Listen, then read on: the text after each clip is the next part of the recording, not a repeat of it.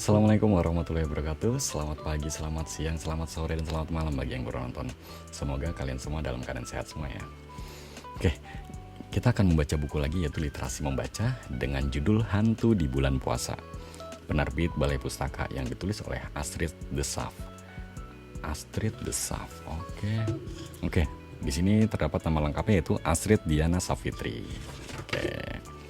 Lanjut. Oke, saat bulan puasa, Masjid Al-Fita selalu penuh orang-orang sembahyang. Ya, sesuai dengan gambar, di situ ada anak-anak atau orang-orang sedang sembahyang di masjid ya. Oke, yang bernama Masjid Al-Fita. Bulan puasa tiba. Senang rasanya karena bulan suci ini umat Islam menjalankan ibadah puasa. Puasa dapat melatih kita untuk menahan hawa nafsu. Selama 1 bulan lamanya, kita dilarang makan dan minum dari imsak hingga maghrib. Kita juga tidak boleh nakal atau mengejek teman. Memang sulit, tetapi itulah nikmatnya puasa. Kita bukan saja semakin dekat dengan Tuhan, tetapi juga dekat dengan ayah, ibu, kakak, adik, teman, dan orang lain. Biasanya saat bulan puasa, Masjid Al-Fita selalu penuh dengan orang-orang yang bersembahyang. Apalagi kalau menjelang salat tarawih, masjid penuh sekali dengan anak-anak. Pasti tentunya kalian juga ke masjid ya untuk tarawih, bukan untuk main ataupun jajan. Oke, lanjut. Toko Pak Mohan turut memeriahkan datangnya bulan suci Ramadan dengan menjual makanan dan kue untuk berbuka puasa. Ya, ini merupakan tokonya Pak Mohan ya. Di situ ada tulisan selamat menunaikan ibadah puasa, menu buka puasa. Oke, di sini ada percakapan yaitu sedang apa kalian berdua? Hehehe, aku cuma lihat-lihat saja kok. Habis perutku berisik sekali sih. Perut berisik. Mungkin perutnya sedang ada pesta mungkin. Menahan makan dan minum memang paling sulit. Adikku Susan juga ikut puasa. Tetapi ia hanya sampai jam 12 siang. Baru saja jam 10 ia sudah tidak tahan lagi. Ingin buka puasa karena melihat adik Johan makan es krim. Gumamnya lesat. Ma, Susan buka puasa sekarang ya. Susan ingin beli es krim nih. Pinta Susan. Merajuk kepada mamanya. Sabar, tinggal 2 jam lagi. Sana main boneka sama kakak Nana. Kamu harus belajar sabar seperti kakak Nana. Kakak Nana saja bisa tahan sampai maghrib, kata mama. Iya sih, tapi Susan kan tidak mau sekurus Kak Nana. Balas Susan. Enaknya ngatain kurus, awas ya, teriak Nana. Mereka pun kejar-kejaran sambil tertawa. Susan jadi lupa dengan es krimnya. Mama hanya geleng-geleng kepala melihat Susan dan Nana bercanda tidak karuan. Nah, ini ilustrasinya, gambarnya ya. Ini adiknya Susan, ini Susannya. Kak Nananya sedang lari, tadi dikejar. Ngejar ya. Oke, lanjut. Suasana perkampungan Al-Fita tampak sepi siang hari ini. Matahari begitu terik menyengat. Orang-orang lebih memilih diam di rumah, kecuali yang bekerja di kantor. Anak-anak sepulang sekolah langsung tidur dan tidak bermain keluar. Dari kejauhan, di balik semak-semak muncul tangan-tangan kecil seakan-akan yang mengawasi perkampungan Al-Fita. Siang berganti sore, masih saja mereka di situ. Sore berganti maghrib sampai terdengar azan. Allahu Akbar, Allahu Akbar. Seperti itu mungkin ya. Para penduduk Al-Fita mulai berbuka puasa. Dan hey, tangan-tangan itu masih tetap di situ. Oke, nah itu tangan-tangan ilustrasinya di rumput di balik semak-semak menghadap ke rumah dan musola masjid itu tadi ya. Kira-kira tangan siapa sih itu? Nggak buka puasa apa? Gimana sih? Oke, lanjut. Nah, pulang tarawih, Nana langsung duduk di depan televisi menonton film kesukaannya, yaitu serial Tarzan kecil. Wah, di tengah-tengah film, Nana mulai mengantuk. Ia cepat-cepat pergi tidur karena nanti jam 3 ia harus bangun untuk sahur. Nana kemudian memejamkan matanya. Tiba-tiba, terdengar suara pintu belakang terbuka. Padahal semua sudah tidur. Miau, miau. Oke, boneka kesayangan Nana dipeluknya erat-erat karena ketakutan. Nana berharap itu hanya khayalan saja. Kemudian ia mencoba untuk tidur lagi. Nah, ini si Susan ya. Suara apa itu ya? Oke. Tapi srek, kembali terdengar suara seperti langkah yang diseret.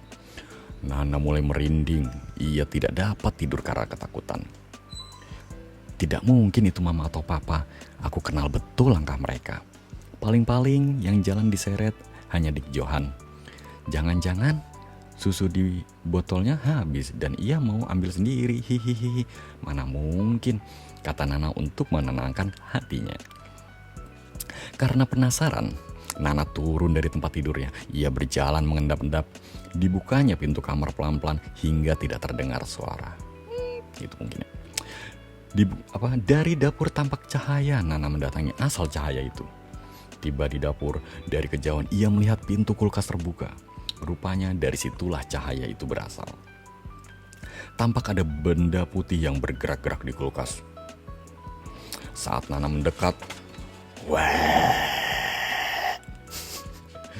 Nana ketakutan, ia berteriak tanpa mengeluarkan suara karena ketakutan. Cepat-cepat ia kabur menuju kamar ia. Kakaknya dan membangunkannya. Kak, bangun. Takut, ada hantu. Kak, ada hantu di dapur, gugahnya.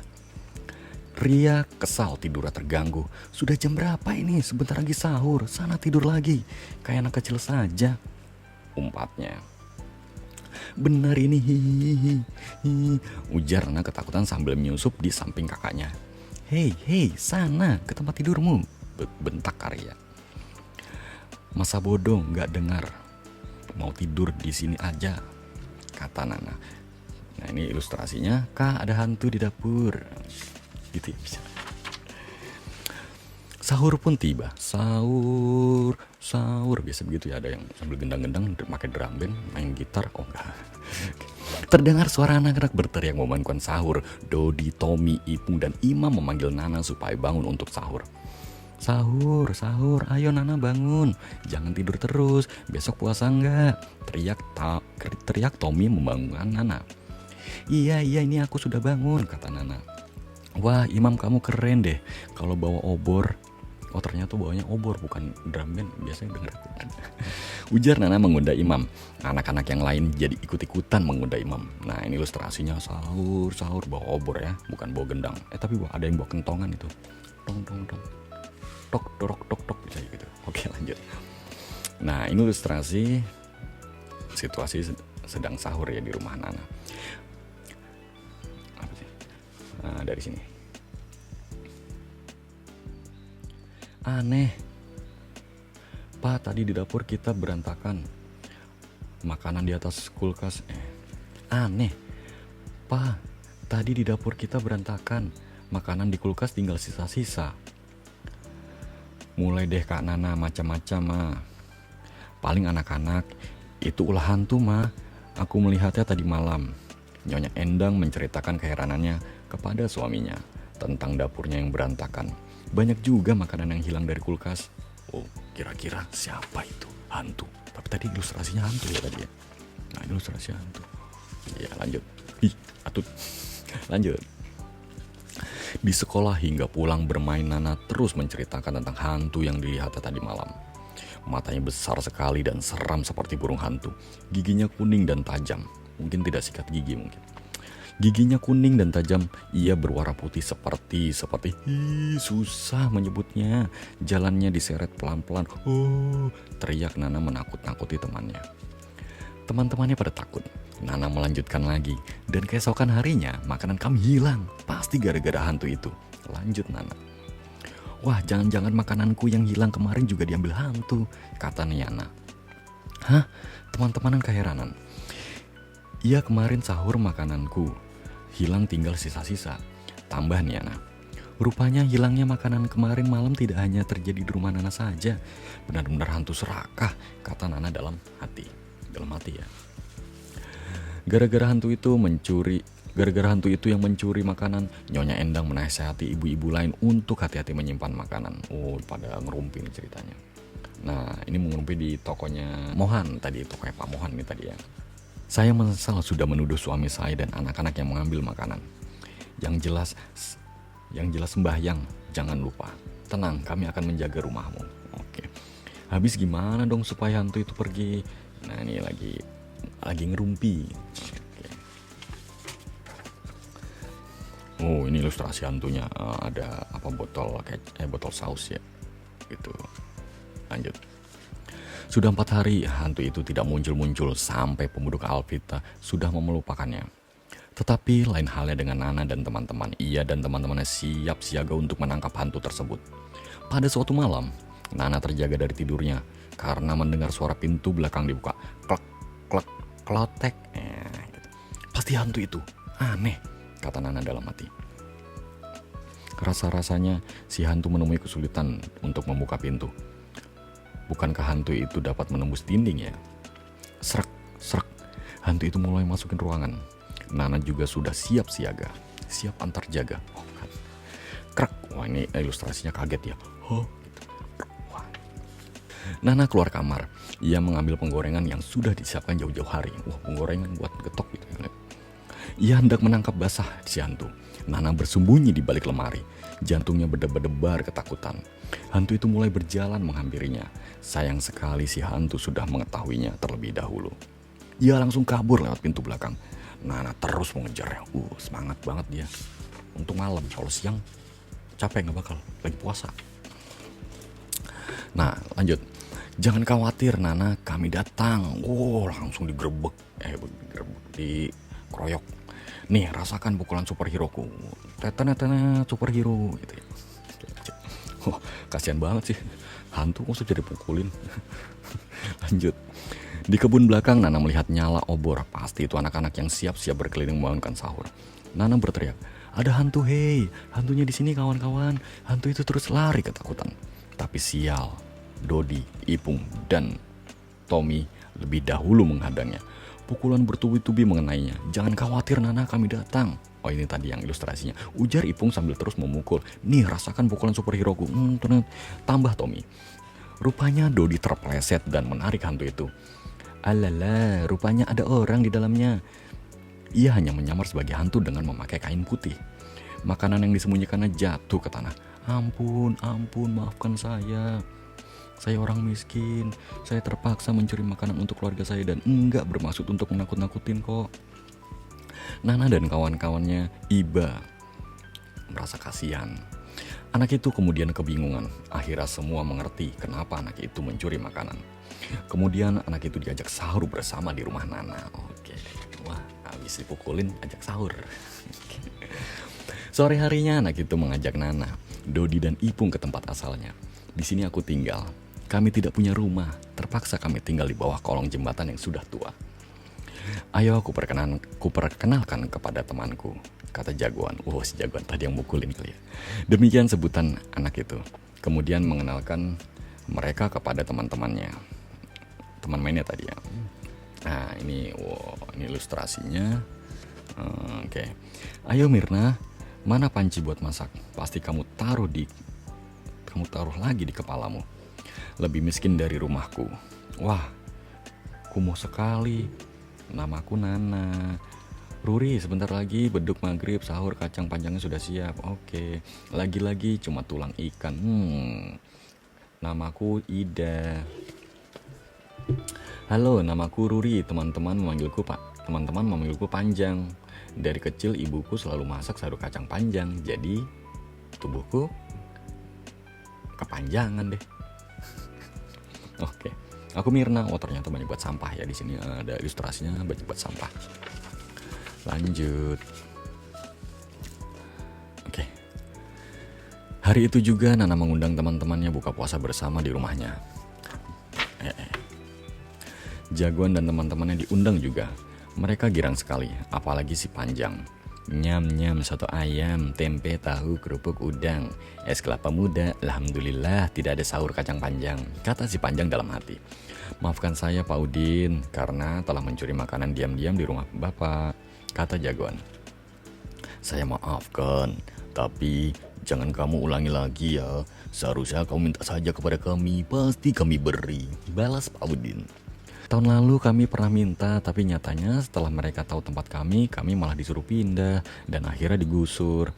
Akhirnya sekarang kami tinggal di bawah kolong jembatan tua yang sudah tidak berfungsi lagi. Jangan laporkan kami ya," pinta si Jagoan sedih. Pak Udin geleng-geleng kepala iba. "Bagaimana caranya kamu bisa masuk ke dalam rumah?" tanya Pak Udin.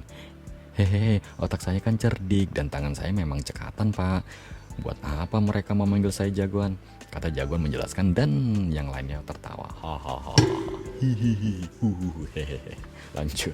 Nah ini sedang apa ilustrasi lagi sahur apa tadi? Sahur apa buka? Buka puasa bersama tadi ini. Oke lupa. Lanjut. Oke. Tidak terasa puasa telah berakhir, malam takbiran untuk menyambut Hari Raya Idul Fitri telah tiba. Anak-anak Alvita mulai sibuk menyiapkan acara takbir nanti malam. Gimana nih, kita tidak punya tong untuk beduk takbir, kata Dodi. Hei, bagaimana kalau kita ke tempat jagoan? Siapa tahu dia punya tong bekas, kita bisa beli darinya. Usul Ipung, anak-anak yang lain setuju. Benar juga jagoan punya, tapi ia tidak mau menjualnya, melainkan memberinya secara cuma-cuma. Wow, luar biasa. Setelah sembahyang Isya, anak-anak mulai ramai bertakbir. Duk duduk duk duk beduk beduk. Allahu Akbar, Allahu Akbar, Allahu Akbar. La ilaha illallah, wallahu akbar. Walillahil hamd. Terdengar suara takbir bergema. Senangnya hati anak-anak setelah berpuasa 1 bulan lamanya. Menahan hawa nafsu. Inilah hari yang ditunggu-tunggu. Hari kemenangan umat Islam. Budi tak capai-capainya memukul beduk. Anak-anak bersaut-sautan mengumandangkan takbir. Tapi penduduk yang lain menimpali. Bulan dan bintang-bintang gemerlapan memainkan sinarnya saat itu. Nah ini apa? Ceritanya seru banget nih kalau kalian lagi ini ya apa lagi takbiran tuh sambil dorong-dorong gerobak ada beduknya, yang lain gantian dorong, yang satu beduk aja, yang lain teriak dan ada yang megang obor dan ada yang tidur. Nah, ada biasa ada yang di musola atau di masjid ya. Oke, biasa rebutan tuh pakai mic rebutan. Lanjut. Esok paginya keluarga Zahrudin melaksanakan sholat Idul Fitri di Masjid Al-Falah Alvita. Jemaah berdesakan memenuhi masjid dan halaman depan. Setelah selesai, mereka saling bersalaman untuk meminta maaf. Pertama-tama dilakukan kepada orang yang lebih tua. Asik makan ketupat, teriak Nana saat tiba di rumah. Ria dan Susan ikutan menyerbu ketupat di meja makan. Saat Ibu Endang menaruh kue lebaran di meja ruang tamu, bertepatan tamu-tamu sudah mulai datang. Assalamualaikum. Salam Pak Haji Dirman bersama anaknya, Iman. Elisa, Dodi, Tommy, dan Ipung datang sesaat kemudian setelah Pak Haji Dirman. Mereka semua berkumpul di rumah Nana. Jagoan juga datang. Ia membawa pasukannya. Rumah Nana jadi ramai sekali. Jagoan tidak lupa meminta maaf kepada keluarga atas perbuatannya. Lebaran saat ini adalah lebaran terindah bagi Jagoan dan kawan-kawannya. Selamat Hari Raya Idul Fitri. Oke, udah cukup sampai situ. Ini mungkin seru banget ya kalau nanti kalian udah lebaran nanti ya. Ini baru pertengahan puasa ya, baru pertengahan Ramadan. Semoga kalian tetap semangat berpuasanya. Katanya sih kalau di bulan puasa setan dikurung ya, atau diikat. Tapi mungkin ada sebagian mengatakan kalau itu adalah sebuah kiasan, bahwasannya ketika bulan puasa atau bulan Ramadan adalah bulan penuh berkah, bulan yang penuh pahala, di mana kalian melakukan ibadah pahalanya berkali-kali lipat, lebih banyak ke belajar dan mengaji dan sholat, ibadah khususnya. Kurang lebihnya mohon maaf bila ada kesalahan dalam membaca. Yang penting kita semangat aja membaca dulu. Membaca itu menyenangkan. Kalau apalagi kalau ceritanya begini pasti menyenangkan, pasti ada hikmah dan hikmah yang kalian dapat dari buku yang berjudul Hantu di Bulan Puasa. Ya kalau mau perlu apa-apa janganlah mencuri, tapi coba izin, semoga diizinkan. Kalau memang tidak diizinkan mungkin belum rezekinya. Oke, cukup sekian. Selamat menunaikan ibadah puasa, semoga puasa lancar, sehat selalu, tetap menjaga protokol kesehatan. Salam literasi, merdeka belajar. Saya akhiri, wabillahi taufiq wal hidayah. Wassalamualaikum warahmatullahi wabarakatuh. See ya. Oke.